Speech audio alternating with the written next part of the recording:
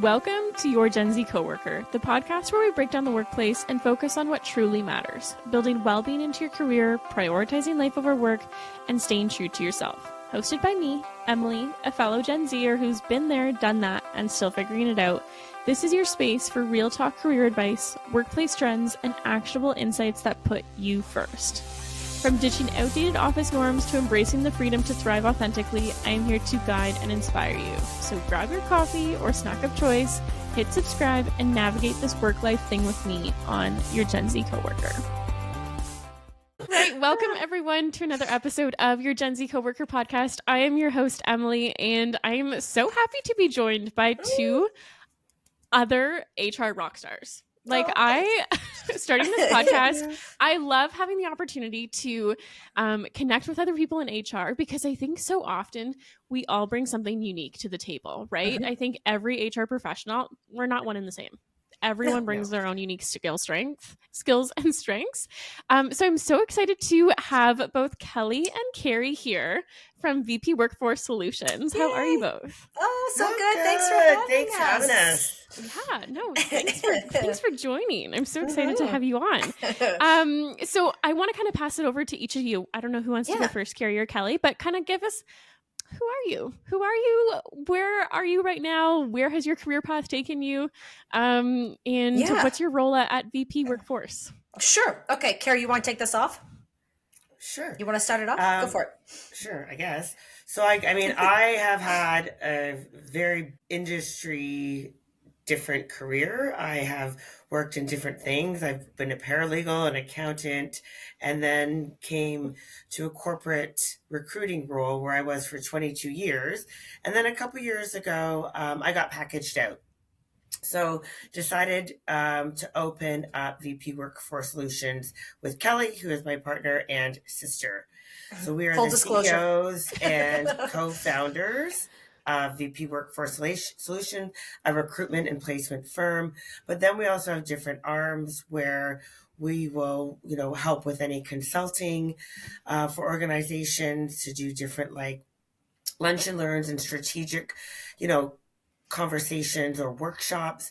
And then we've just opened up a social solutions arm to our company for small to medium-sized businesses where you can kind of reach out to us to help you with all of your social media stuff, which is pretty exciting. Getting a lot of traction there for sure. Yeah. Oh my gosh, that is so exciting. And I love hearing. I'm such a sucker for like everyone's like career stories because I think it shapes who you are, right? Yes. Like I think there's no like one path anymore, right? Like I think it's not, you work at a company for 30 years and boom, you're retired. Like it's just like not the reality anymore. So I love hearing the transition that you've kind of been through. Yeah. No, so I had a background in education. I was a teacher for about 15 years and I turned 40, then went to corporate. So it was a big milestone year of a birthday. And it's like, oh, okay, we're definitely going to switch gears here and go into something completely different. But I followed the footsteps of my sister. She was working for a global recruiting company. And it was one of those, you know what? Kelly, you'd be great at it. You're personable. You thrive on relationships and business development and relationship building. I'm like, okay, let's just give it a try. So, and then I did a couple of stints with some other companies, and my background for recruiting is anything in operations. So let's look at anything to run a company. So whether it's HR, admin, sales, logistics, but also a strong background in engineering and design. So we really have, as cliche as it sounds, the one-stop shop, right? Because we don't like saying that all the time, but it actually is. So when we have the questions like, well, what do you specialize in? It's not so much industry. Industries we can do. It's the positions. Yeah. Right. It's the position. So we've got Kerri covering the accounting and finance aspect of it. And then you've got myself in the operations. So, and then when we've got our team members, our background, as you know, you've also met Candace as well, who's spearheading the VP Social Solutions arm of it. And she her background is, pardon me, is in journalism and network, but she's also and she's also recruiting as well. So it's an eclectic background and a team for all of us. Yeah. And I love it. And I think it really highlights those key pieces of like transferable skills, right? Like so often, from the recruiting side of things, like we are constantly looking for those transferable skills, right? Because we don't expect people to stay in the same industry for 30 years. We don't expect people to, be happy in one specific job or one specific role. So it's about finding those skills from teaching, from from recruiting, from finance, from accounting, that are all transferable to what you're doing now, right? No, absolutely. Yeah, it's incredible. I'm so excited to have you two on. One of the biggest topics that has happened since COVID, I know nobody likes to talk about it, but is that really big piece of like remote and hybrid work, right? Okay. And I think so often that has shifted in job offerings, but also in what employees are looking for, right? So what role does remote and hybrid work play in how companies recruit talent into their companies? Yeah, great question. And I love this because so we're going to go through a couple of different things here. So as you said, remote and hybrid work models have significantly transformed the way companies operate, especially since COVID, right? Yeah. So, and they also, these work arrangements, they play a crucial role in attracting and retaining the top talent for several reasons. And this is what I want to go over. So first, that I want to talk about is the broader talent pool. So the geographic flexibility. So remote work, now, again, this is if it can be remote. There are some positions that can't be done remotely. Okay, let's just put that out there. So call it what it is. Yeah, let's call it what it is. Exactly. So remote work, it allows companies to recruit talent from anywhere in the world rather than being limited to the candidates within commuting distances of their physical offices, right? And that's where this expands the talent pool, and it enables companies to find individuals with niche skills or experiences. So something that I can say that I've worked in the past as well is when I was working on engineering roles, we did that because there were a lot of the skill set that our clients were looking for. Overseas candidates were amazing, absolutely amazing, the talent that they had. And we were able to utilize that because they were able to work remotely. So there is an advantage there for the client, right? Yeah. Employee work-life balance / harmony. We like to say harmony, okay? Instead of work-life balance, be harmony. I believe we discussed this over a podcast that you were on with us. Yeah. So hybrid work arrangements allow employees to balance their professional and personal lives more effectively. Yeah. And it's this flexibility that can lead to higher job satisfaction. So where you're reducing burnout and you're making companies more attractive to potential recruits. So meaning you're reducing also the commute stress. So there are so many, especially now with the traffic today, it doesn't matter. There's no such thing as off hours anymore. Yeah, there isn't, because if you were going to travel into the city of Toronto, if you go off hours, it doesn't exist. It is gridlock from the moment you get up till all hours of the night with all the construction that's happening, right? Yeah. So reducing the commute stress. So working remotely can eliminate commuting times and expenses, which contribute to a better quality of life. And it can also be a significant selling point for job seekers, right? Yeah. So there's that. Yep. Cost of savings for employees and employers. Let's look at that. It reduces costs. Yeah. So employees save on commuting. They save on meals, work attire, right? Yeah. While the employers are also saving on overhead costs associated with maintaining the physical office space and everything that it takes to run it. Oh my gosh, I'm laughing about work attire because I'm sitting like this and I've got like leggings and track pants on underneath. I'm like... Yeah, that's okay. I actually have a heating blanket on top of my legs because I'm freezing where I am at home. But yeah, no, that's just it. It's the work attire, right? You can work around that, right? There's there's so many more. So compensation packages. That's huge. right? Huge. So Yep. some companies now they can adjust the salary structures based on the location. So allow them to offer more competitive compensation while managing the cost as well. So it's a On win-win compensation actually for too, like both. we've talked to a lot of clients where if this is their budget for salary and all that sort of Yep. stuff, but they want them 5 days a week, you can reduce that to like maybe they're only in office 2 days a week, because that cost of commuting and all that sort of stuff for individuals, and a lot of individuals, that's what is now like work-life harmony a little bit more than just necessarily the salary. Yeah. Yeah. Yeah. I feel like I'm constantly seeing like news articles coming up or like things on LinkedIn talking about how employees are willing to almost like take pay cuts if they can work from home like 2 days a week. Like it's huge. It's a huge incentive for sure. But we think about gas prices too and the mileage on your car. And again, it boils down to the commute, right? Nobody wants to stay in their car 2 hours. Well, they do if they have to, pardon me. But it takes, they did a study or some statistics. We're going to have to Google it, where how many hours it is that people drive a year or something like that. I got to look into that. I remember that. I remember reading that somewhere going, that's insane. Yeah, it is. It is. And I love how you talk like work-life harmony, right? Yeah. Like, and it's not even just work-life harmony from like for employees, it's for employers, right? Like there's benefits to both sides of this. Yes. Absolutely. So on that too, it enhances productivity and performance. So to focus on the output. So many employees report being more productive when working remotely, as they can create an environment tailored to their needs. And this shift in focus from hours work to results achieved, it can be appealing to the top talent, right? Yeah. And the utilization of technology.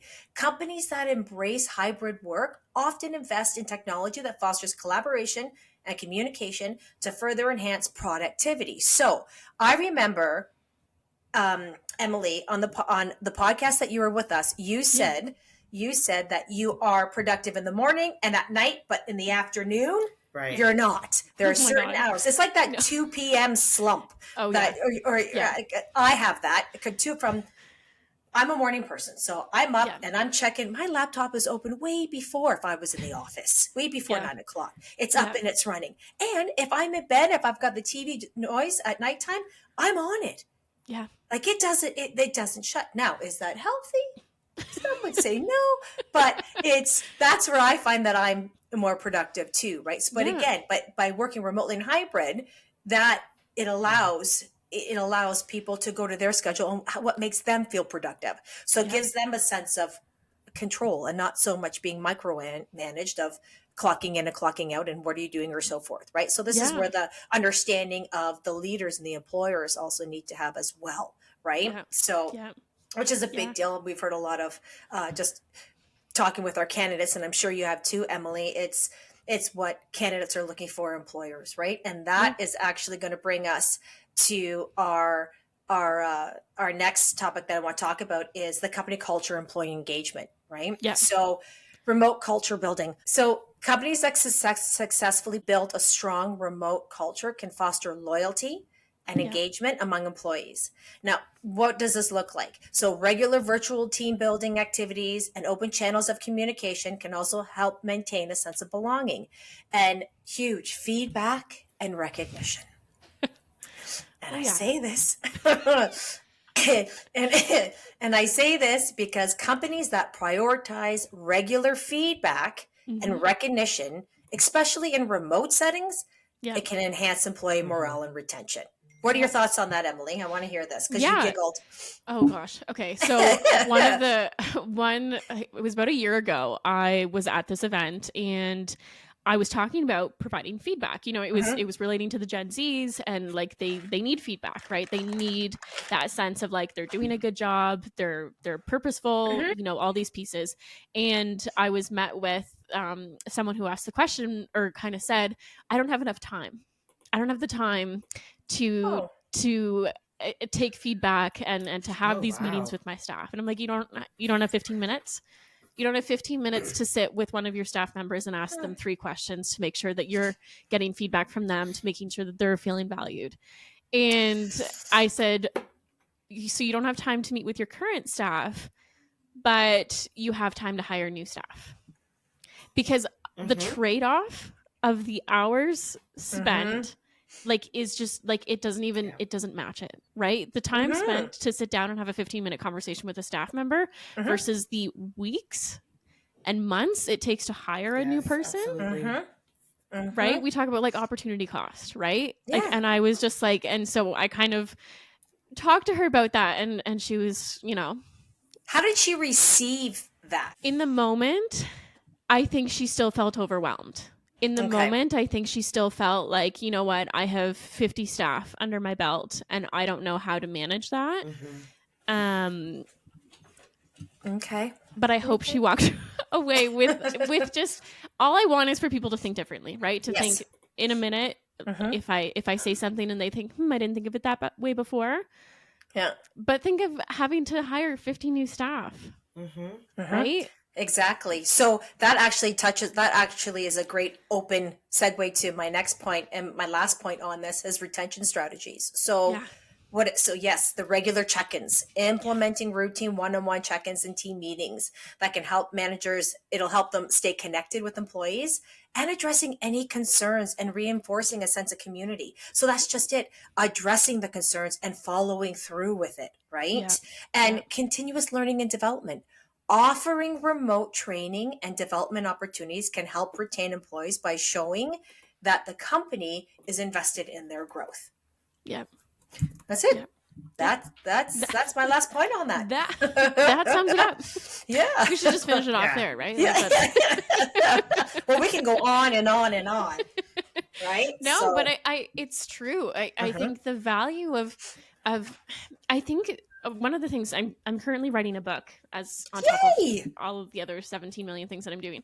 But one of the things that I'm talking about in there is how so much of human resources boils down to communication, right? We would none of this would operate if communication didn't exist, right? And so often I think we're missing the mark that we as humans value and need communication. We need to have those relationships with, the people that we work with, whether from a management perspective or just a coworker perspective, right? We need to have that human connection and communication. And I think I think it's just something that we've been missing the mark on for a little while. Yes. Yeah. I think so. I agree. Yeah. Good point. One of the other topics that have come out of the last, 3, 4, 5 years and things that I'm still seeing a lot of, I want to say controversy on is diversity and inclusivity. And I don't know why we're having this debate on it, right? I don't know why I'm getting like LinkedIn notifications being like, oh, this big company just scrapped their diversity, equity, and inclusion plan. And I'm like, why? Like, I am like sitting here just flabbergasted and shocked. And I'm like, why are we missing the mark on this? Right. So why do you think there's such a growing emphasis on diversity and inclusivity in recruitment? And how does it benefit organizations? Like, how can we just totally scrap this controversial topic and just say, this is essential? This is not up for debate. Yeah, I do find this a very interesting question because we were so far, and this globally, we need this in our corporations, right? I mean, it started years and years and years ago with like affirmative action and all that sort of stuff. Like, this is nothing new. I think it's just packaged a little bit differently and more inclusive of different people that are out there. I have read and heard the controversy too, and opinion only. So let me preface, opinion only is that it could be due to a lot of, that was, I don't know, the flavor of the month or the flavor of the year, right? Now it's AI. AI is everywhere. So maybe we need to, companies are investing more in AI and pulling back on that. I don't know. These are just trends that I kind of see. But what I can talk about are the benefits of why to, if you haven't done so already, to do so or continue investing in a program like this. First and foremost, it brings a broader talent pool, right? Like that's just so easy to me. Yep. Organizations can now tap into a wider talent pool, which then guess what? Increases the chances of finding highly skilled candidates who may have been overlooked before, right? Like that's just, I don't know, that's just the easy peasy part to me. So that's, I put that as number one, like, right? Like things that just are helpful. Then if you think about even innovation, right? We talked about Candace's background, my background, and Kelly's background all being different. And that can lead to better decision making and more creative solutions, right? So when people from different backgrounds work together, they then challenge each other's ideas and help create innovative approaches to maybe different problems that have come up, and then help create innovative solutions, right? So that's the innovation piece, right? And I think for those that have gone through this and are in it, it really is about improved employee satisfaction and then retention. So a company that shows a culture of inclusivity tends to really result in a more supportive work environment, right? The empathy where employees feel valued regardless of gender, race, background, which then obviously can lead, to higher job satisfaction and then ultimately better retention rates. I mean, we've talked about this as a company at VP Workforce Solutions where, a lot of SMB, safety, mattering, belonging. If you feel safe, you feel that you matter, and you feel that you belong at the company, and these are pieces that help you do that, then you are going to be more productive, But it also then... think about your customer base as well, right? As markets become more diverse, organizations that reflect this diversity of their customer base can then better understand and meet customer needs, right? Inclusive teams are more likely to develop products, services, and marketing strategies that appeal to a broader range of consumers, right? So to me, I think when we talk about this subject, people feel, again, my opinion, generalizing, the need to maybe go deep or go something. That was very, in my opinion, like easy, superficial. It doesn't have to be that deep. Just think of those top little things that are really going to help you. I totally agree. And I think it's, like you said, like where you kind of started with that and like opinion only for sure is like, it's a trend, right? And I think, people are still saying the same things about like remote work, right? People are wanting to come back into the office, right? They're like, oh, we're back in the office now. We've moved past remote work, yada, yada, right? But, it's trying to balance what's most essential, right? And I think, but like you said, it's not about going like so like in depth with it, right? It's saying that we're open. It's saying that we're inclusive. It's saying that, we want to have diverse backgrounds. We want to have, like innovation. And that comes from being different. That comes from like being innovative and being new and being fresh does not come from doing the same thing over and over and over again. Nor do you grow as a person or a company if you keep doing the same thing over and over again. No. So to branch off of this, what are some ways that companies can, create hiring strategies that actually like promote inclusivity? Like, and I say this being like, don't just say you're doing it.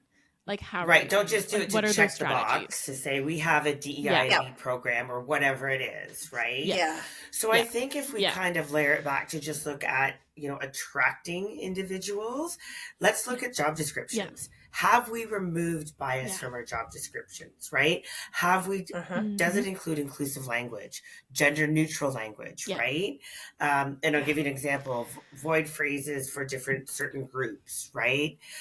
Which may unintentionally signal that the role is more suited to a specific demographic, right? And then highlight inclusivity. Are we clearly stating in our job postings that the company values diversity and is an equal opportunity employer?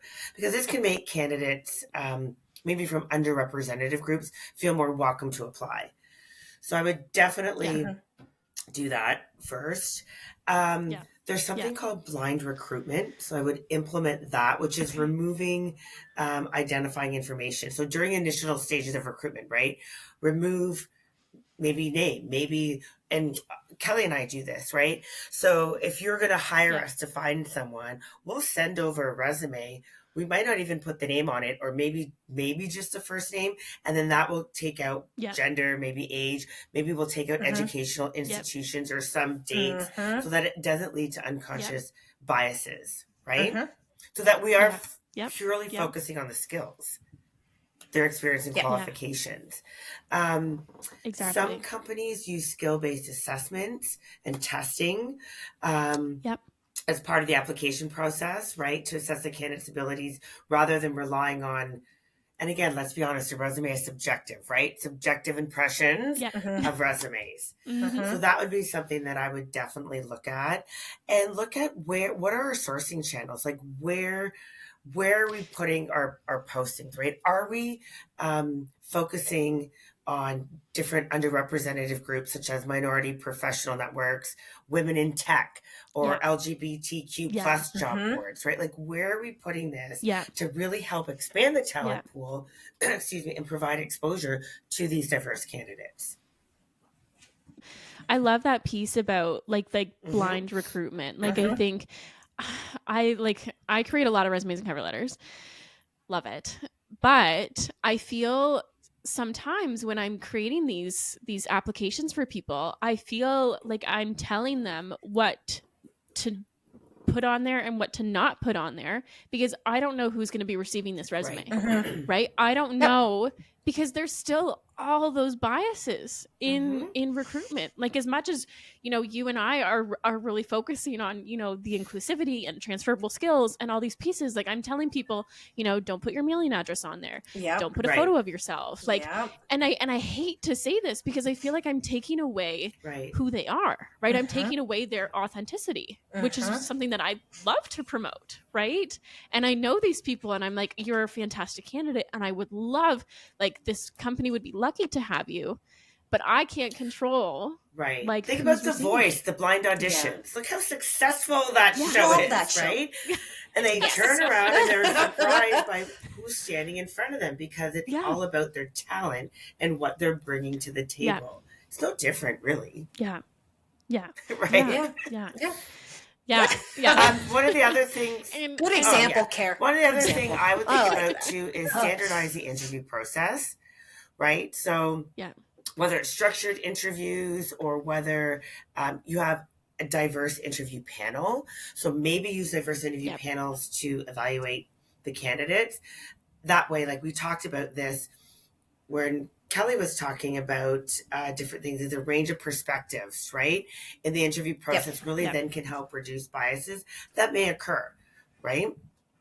And then also maybe provide unconscious bias training. And I don't mean the applicant, train the hiring teams, right? So let me be clear, train the hiring teams to provide them with unconscious bias training to all team members and people that are making hiring decisions, to help them raise awareness of how biases, whether related to race, gender, maybe socioeconomic status, can impact decision making.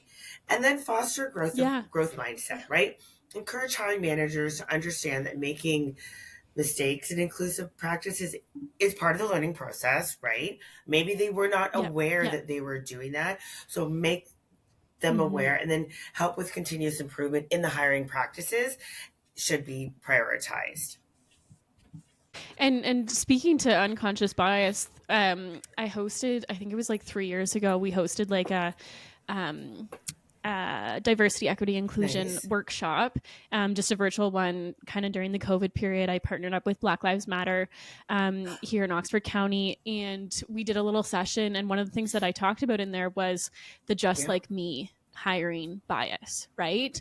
So often, a recruiter will get a resume and see, oh, we went to the same school together, or oh, they have the same work experience as me, or oh, we grew up in the same town. And so they're more drawn to that person because they're just like them, right? And so that's one of those unconscious biases that you don't even realize you're doing, right? You don't even realize it, but it's like, oh, we both went to the University of Guelph, or oh, we both grew up in a small town, so they would be a great candidate because they're just like me, right? And so that's one of those unconscious biases that if you're not conscious, like if you're not consciously aware of it, that's limiting your viewpoint on I'll be honest, and I'll share a personal story. When I worked in corporate like America, we hired internally the same person. Basically all looked the same, all like not even like pretty much like everyone kind of came from the same background.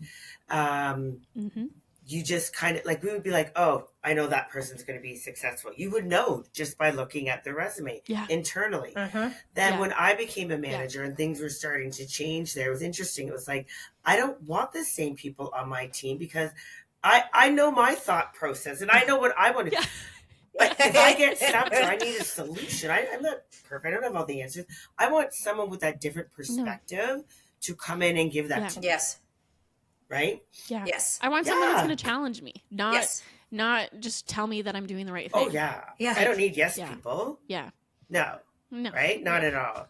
But this is where the leaders, and we've said this multiple times, and we've had this discussion on multiple podcasts, where the leaders have to be receptive to the challenge and the questions. That's a whole other podcast topic. It really is, right? But that's where they have to lead by example. Right. So again, number one, defining and communicate core values, right? So you got to establish clear core values that resonate with your targeted talent, right? And you have to ensure that these values are consistently communicated through onboarding and training and internal communications. Again, promote inclusivity and diversity, right? You got to foster open communication, and that's huge. Again, you can foster it, but you got to lead by example. You can sit there at the hiring table and you can promote, we have an open door policy, or we have this, but yet they don't, right? No. Everybody sees this.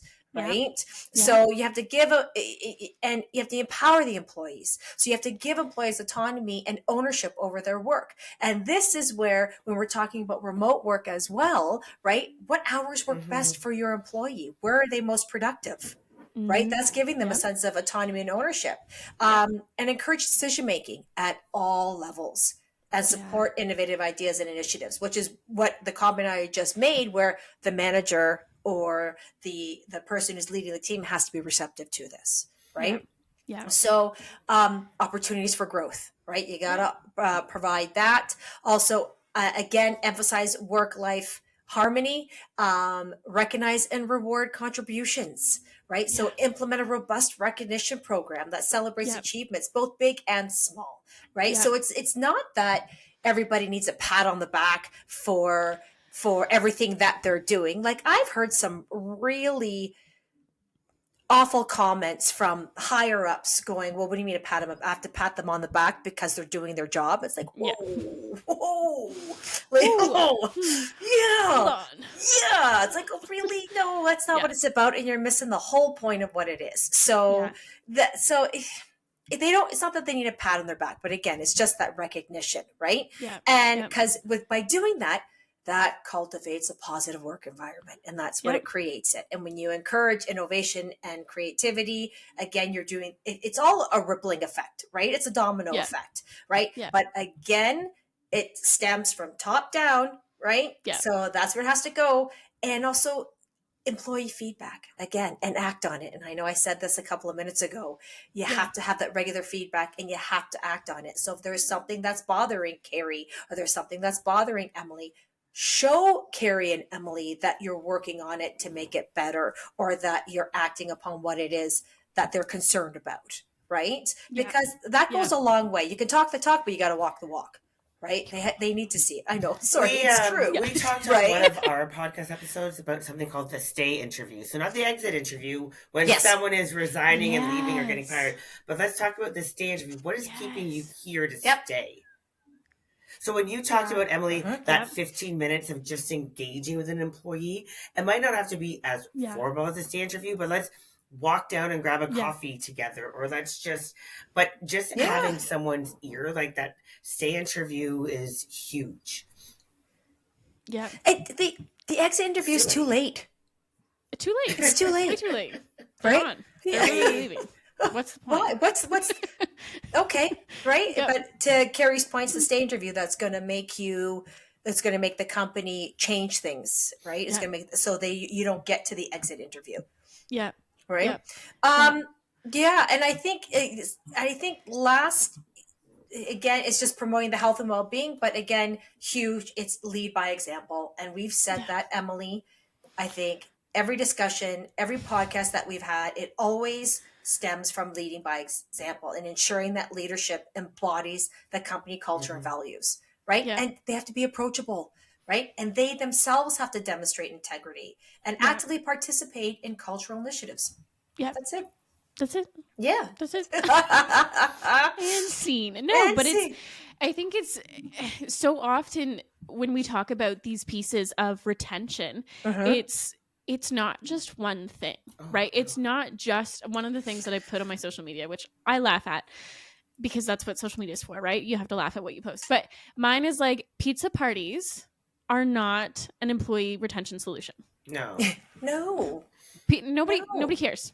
Nobody cares. If pizza parties are fantastic, I'm a pizza girl. I like pizza. If they're combined with fair compensation policies, if they're combined with diversity, equity, inclusion, if they're combined with recognition and rewards, right? It's not just one piece. And it's, again, like to Kerri's point too about, people think so often when we're suggesting these solutions that you have to go like so in depth and so deep. You just have to try. You just have to pick one, go with it, see what happens, and learn from it, right? And then pick another one and go with it and see what happens. Yes. But and I guess the other piece too, I could talk about this forever, but the other piece too is that it's not just picking one solution, but it's also understanding what your staff want, right? Not every staff member is going to appreciate yoga sessions, right? Like, I think that's I used to work in corporate. That was like one of the top things. They would always be like, "Oh, yoga at lunch," and I'm like, number one, that's my lunch break. Don't touch it. And number two, I don't do yoga. Like, it's just not me, right? Or so I'm gonna check. Or the trust falls. No, it's not gonna happen. Like the icebreaker. No. Yeah. Sorry. Continue, Emily. But it's true. Like, you have to understand what your employees want and what they need. And there's someone I had on the podcast last season. She is based out of Stratford, Ontario. She has a law firm, women owned, and she has women that work for her, law clerks, admin assistants, lawyers, everything like that. And she offers the most unique pieces for her staff. Okay. Because as women, there's a lot of things on the go at one time, right? We've got kids to take care of, we've got houses to clean, meals to prep, all these things. So she talked to her staff about what they wanted, right? What do they want from a compensation perspective or from an overall package, anything like that. And what she learned from them was all they wanted was, at the end of the day, to have a clean house. So what does she offer them? She offers them a once a week cleaning session. Oh, yes. Yes.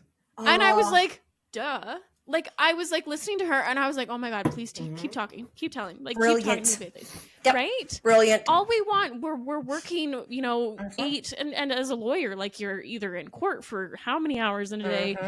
All you want is to come home to a clean house. So she partnered with a cleaning company, and each week that cleaning company goes to every employee's house and does a deep clean. And I was like, yes. That is right there is the effect of just listening and hearing what your employees are saying. And to all that's just brilliant. So bravo. When next time you speak with her, tell her we say bravo. That is amazing. But also too, it's consistent. Yeah. The employers need to be consistent. So just doing it once, and to think that that's just going to sprinkle it all over and everything's okay. No, because it's just like, okay, I gave this to you, shove it under the carpet. I don't want to hear about it anymore. I checked the box. Now what? Yeah, that's just it. I checked the box. Oh my gosh. Okay. Yeah. So again, we could go. But all of those pieces like that you talked about, Kelly, was it's overall, right? Yes. These are all the pieces that come into retention. Yes. Right? It's never just one. No. It's never just one. So flipping things around and kind of doing a good summary piece here of kind of what we talked about overall, what do you see as the next big challenge for both job seekers and organizations, I guess, in the coming years? Good question. Future workforce. Yeah, good question. I mean, I don't think, and I brought it up earlier from like the new hot trend, which again isn't going away, AI, right? So I think one of the next big challenges for both the job seekers and the organizations is going to be navigating through this, but at the rapid pace of technological change, because it's moving so fast, right? Particularly around AI and digital transformation. So for job seekers, there's going to be the need, obviously, to constantly upskill and adapt to new tools and technologies to remain competitive in a workplace that's becoming increasingly tech-driven. But then it means being able to really pivot and learn new skills on the fly, while also finding ways to differentiate themselves in a very crowded market. On the organizational side, so on the company side, the challenge is going to be how to manage and integrate all these emerging technologies while balancing the human element, right? Because that's not going away. Yeah. That's not going away, right? No. While automation and AI can make certain processes more efficient, we know this. Organizations still need to focus on maintaining strong company cultures, retaining top talent, and ensuring diversity and inclusion. So striking the right balance between automation and human expertise will be really crucial for companies, and that they'll have to make those tough decisions about how to reskill their workforce without alienating existing employees. Yeah. Yeah. I think it really ties into the adaptability, right? Adaptability from both sides, right? Being flexible, having an open mindset, which I think from a Gen Z perspective, like I think we really embody that a lot of being open to change and trying new things. But it's still working with a multi-generational workforce to absolutely, to all work the together. Challenge to maintain the flexibility. And again, we talked a little bit about this before, like now companies like, well, does everyone have to be in the office 5 days a week? So to really adopt more hybrid or remote work models, which will then also impact the way they recruit, right? It will impact the way they manage. It will impact the way they retain employees. So both sides, job seekers and companies, will need to really stay agile as the dynamics of the work evolve. And really kind of understanding or seeing, does that resonate with what you've been seeing or experiencing as a job seeker or as an organization? Right? Like kind of take that question, does that resonate? Think about it, and how can you change, adapt, or be flexible around it? Yeah. Oh, yeah. It's going to be interesting. I'm excited. I'm so fresh in this, right? Like I've been running my business for almost 4 years now. And the shifts that have happened in the last 4 years, I'm like, whoa, what's the next 10 going to bring? Right? Yeah. Like it's exciting. It's exciting. I think so. One of my favorite pieces of the podcast that I always do at the end of every episode is I do rapid fire questions. Oh boy. So you have 5 seconds to answer each question. But I can't talk and count at the same time. I say this every episode. So however fast you can answer, we'll work with that. Okay. Okay. So who wants to go first? Oh, I guess me. Doesn't matter. There. Yeah, I always throw her under the bus. Come on, Kerri, you got this. Okay. All right. Sure. Are you ready? Okay. Dream job as a child. Lawyer. I know, a bit boring, but yeah. One food you could eat every day. That I could eat every day? Probably pizza. Yeah. Okay. Yeah. Dogs or cats? Most used emoji. Smiley face, laughy emoji. Okay. Do you have a go-to karaoke song? I think it might be Kelly's too. It's called Proud Mary, Tina Turner. My sister and I might have a karaoke party or two on a Friday night from time to time. Okay. And we might have some dance routines, just saying. From when we were kids. Just saying.